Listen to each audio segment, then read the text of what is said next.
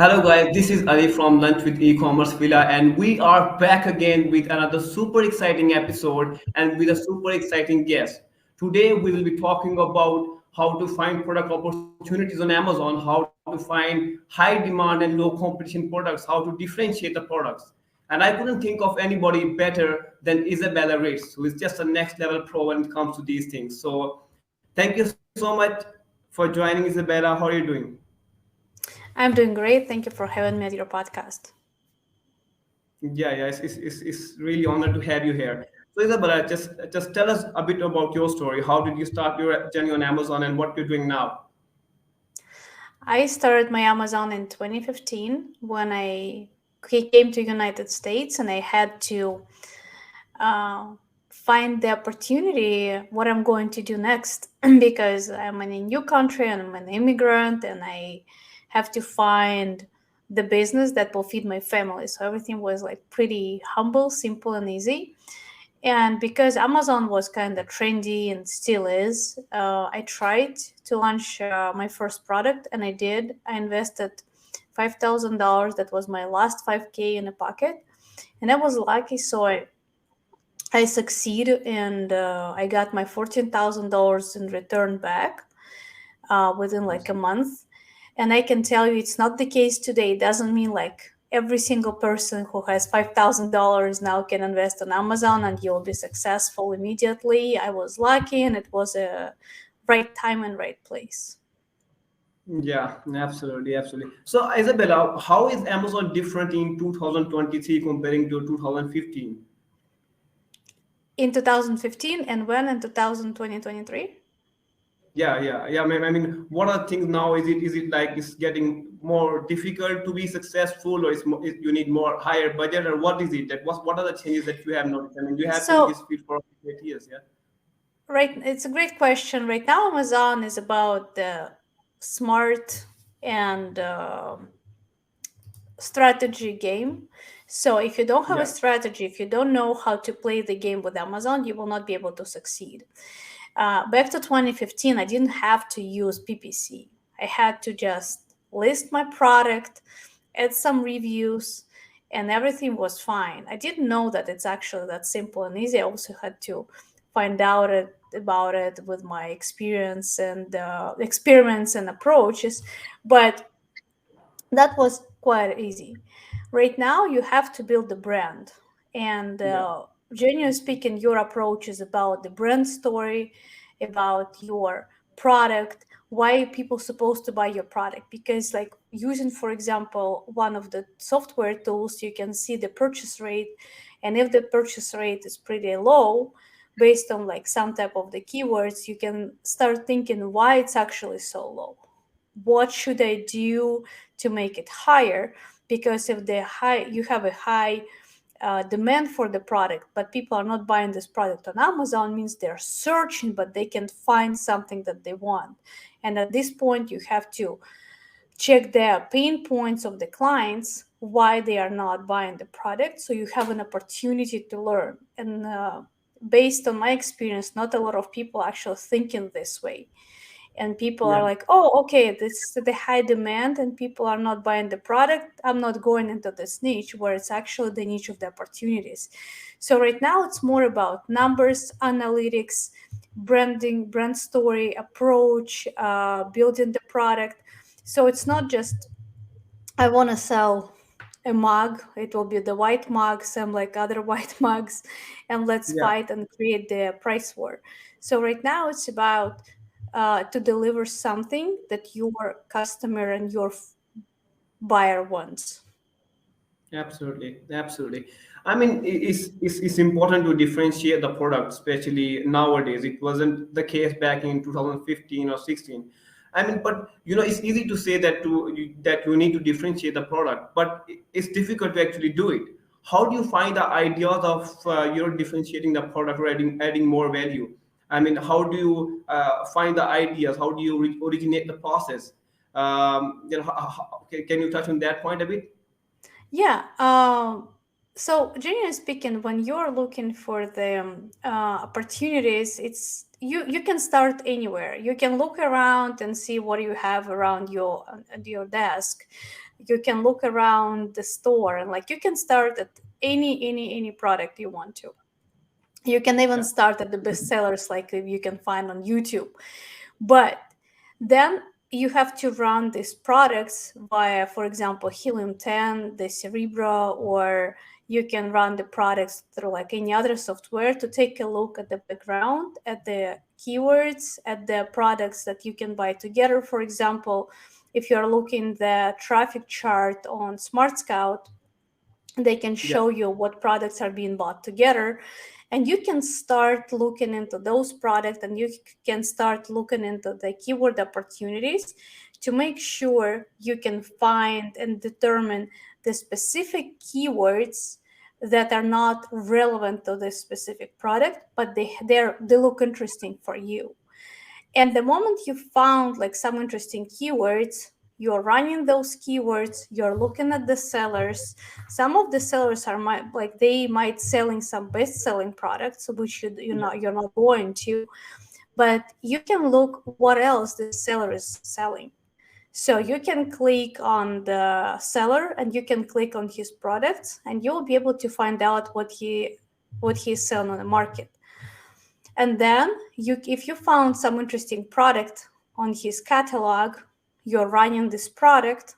And if Yeah. it's also something interesting, you can take a look again at the keywords, at the competitors, look what competitors are selling. And at this point, like by making this like 5, 6 steps, you're Yeah. not already at the point where you start, you're at the point where you already progressed your search process. So you don't have to go through like just the black box or like any type of product opportunity explorer on Amazon.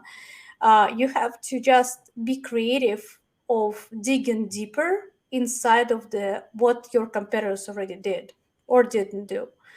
And the main goal is to find the product that has a lot of like that has a pretty decent demand but doesn't have a very good purchase rate, because when the purchase rate is low, you have a huge opportunity to actually develop something that your potential clients will be buying. Yeah, absolutely true. So, Isabella, I mean, is there any case study that you can share with us? I understand that it's a quite confidential thing to share the product, but is there any case study where you just differentiated the product, it worked really well, and how did you think of that differentiation or adding value? So, is there any example that you can give us? Yeah, I can give you the example. So, for Yeah, example, when we've been developing the product, I was yeah, showing this product multiple times on different type of the webinars. And if I can share the screen, I can show you very quickly. yeah, Give me a second. I didn't open it. I have a couple of them that we've been building, and I will show you one of them. So we've been creating the product specifically to show as a case study. And give me a second, share my screen right here. Yeah. Can you see my screen right now? not now. No, I think you should bring it like you have my screen share. Yep. Yeah, So yeah, now we can see.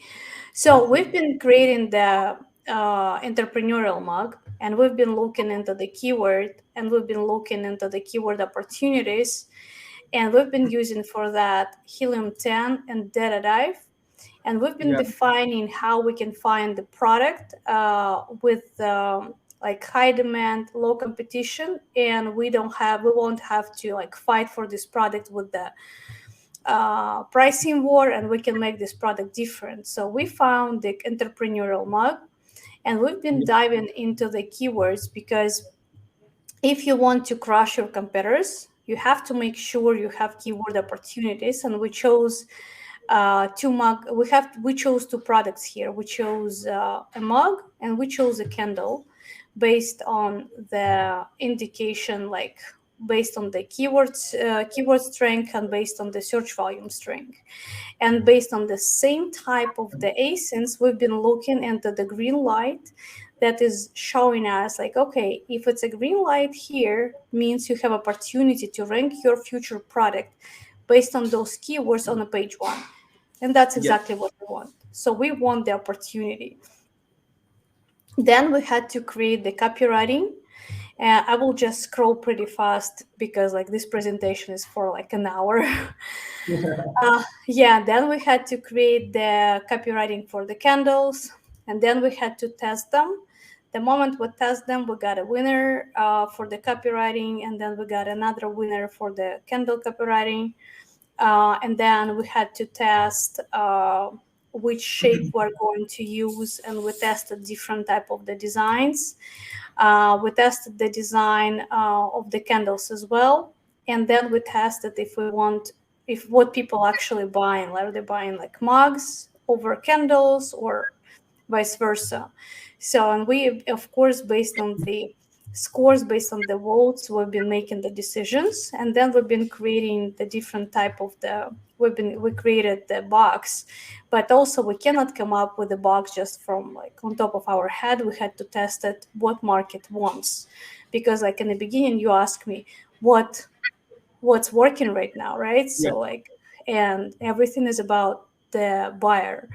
And buyers love, as we find out after we did 2 tests, buyer wants the packaging with the bow. And we're like, okay, if buyer wants it, we'll deliver. So at this point, we created the mug design, we created candle design, we tested them against each other. We created boxes design, gift boxes design that based on the shape audience won. And then we tested the items we developed against competitors that already selling on Amazon with the good numbers. And the first one, as you can see, we failed.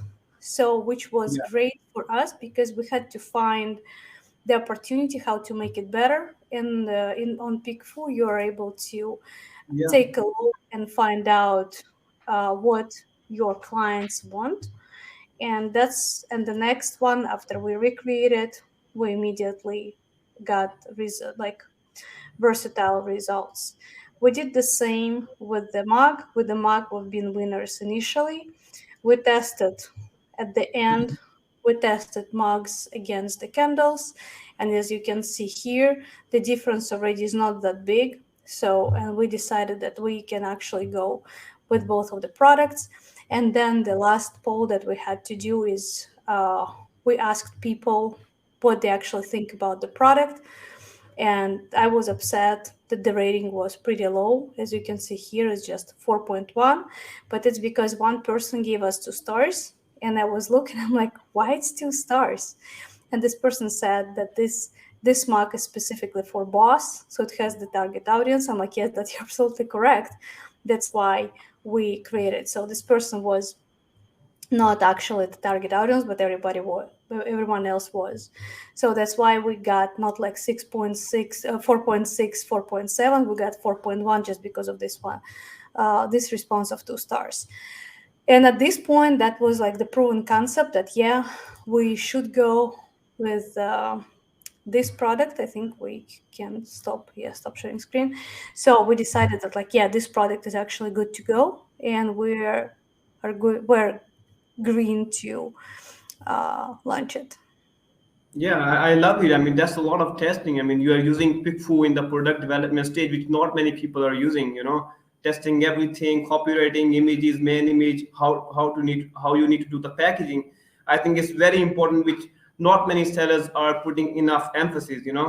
So Isabella, I mean, yeah, I mean, this process must take a lot of time. Generally, product development, this phase where you are testing everything. Generally, how much time if some investor comes to you with let's say $50,000 budget, how much time it takes you to bring that product live on Amazon? Because that's a lot of product development, which is very important.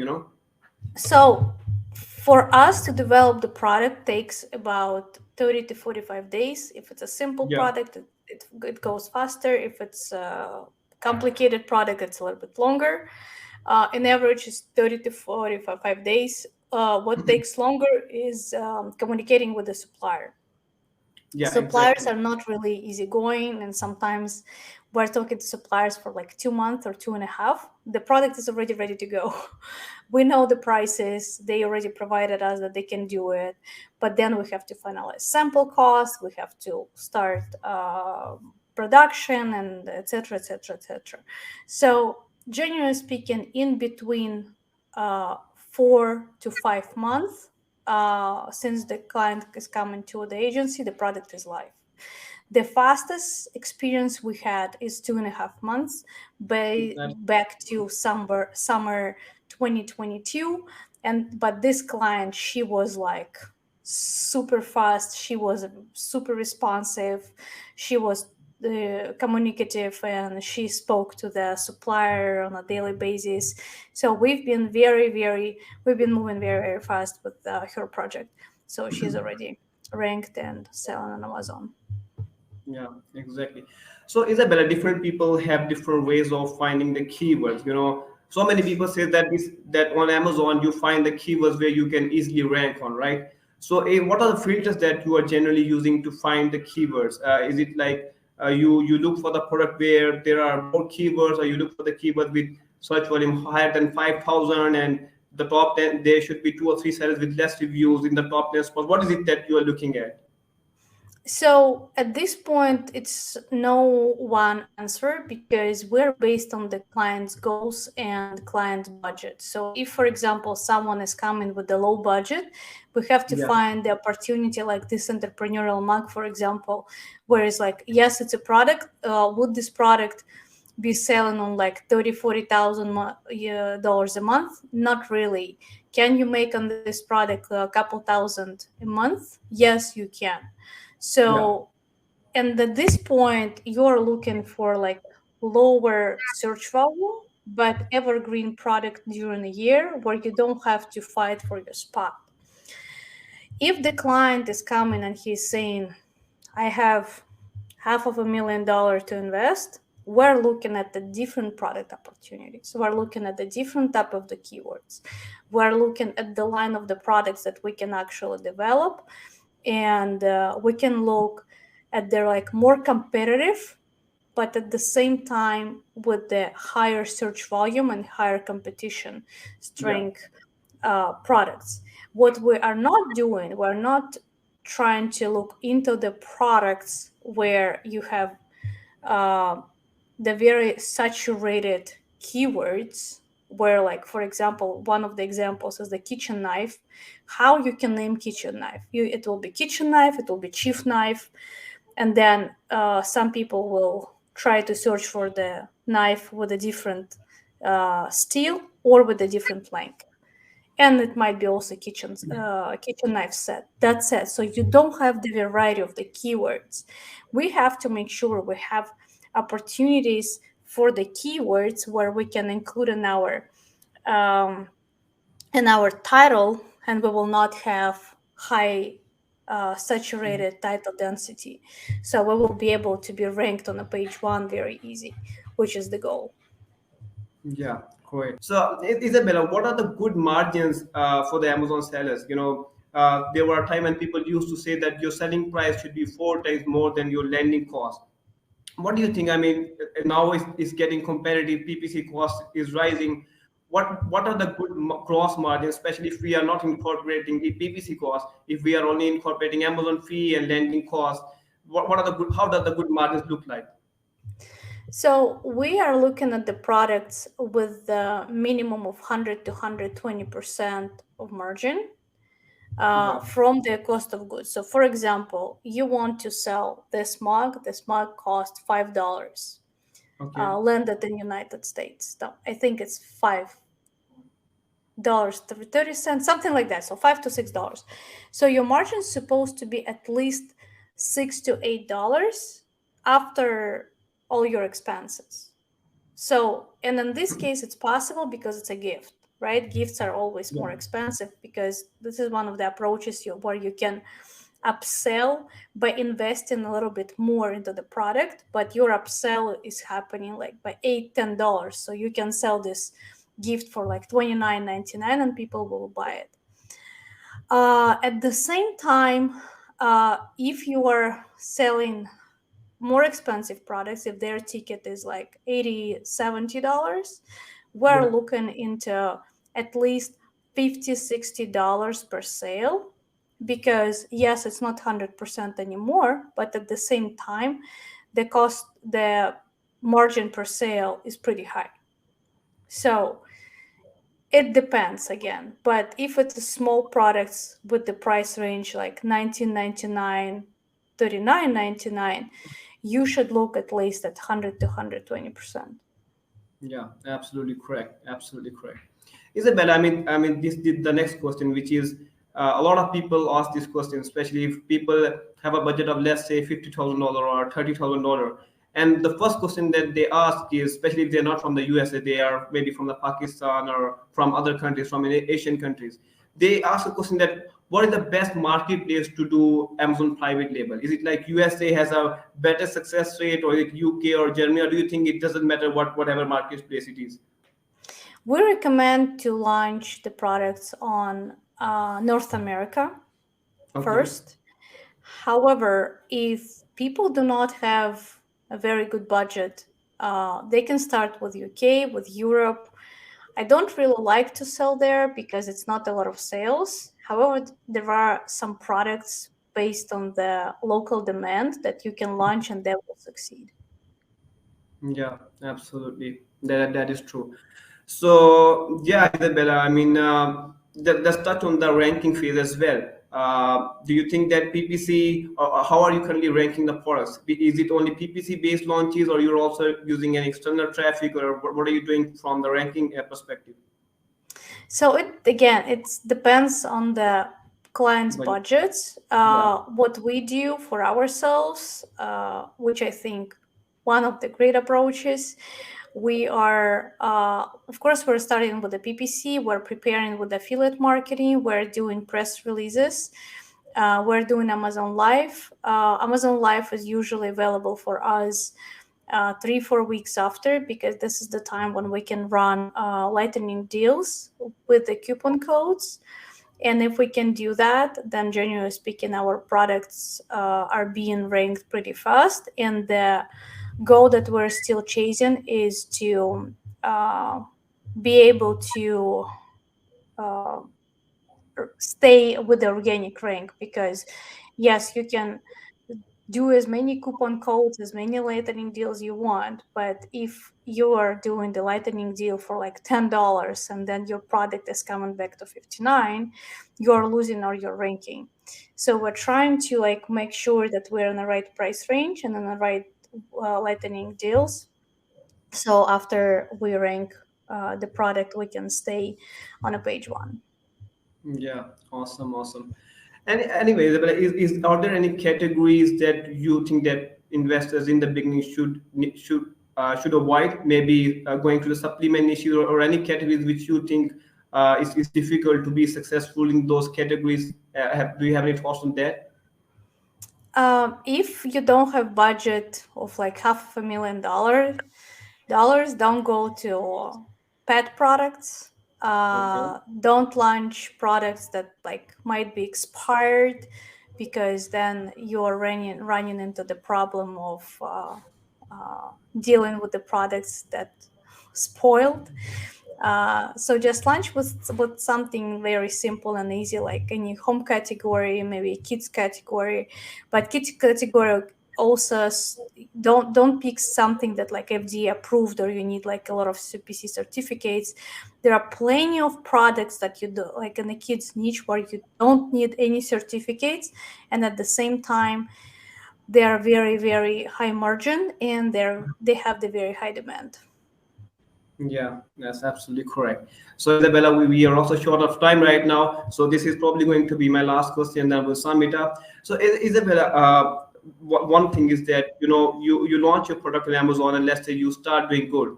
Uh, how can we continue to do well on Amazon? Because there will be competitors who will launch the products after you, and because they'll see you that you are making good revenue with less reviews. How can we make sure that we continue to make good profits for the years to come?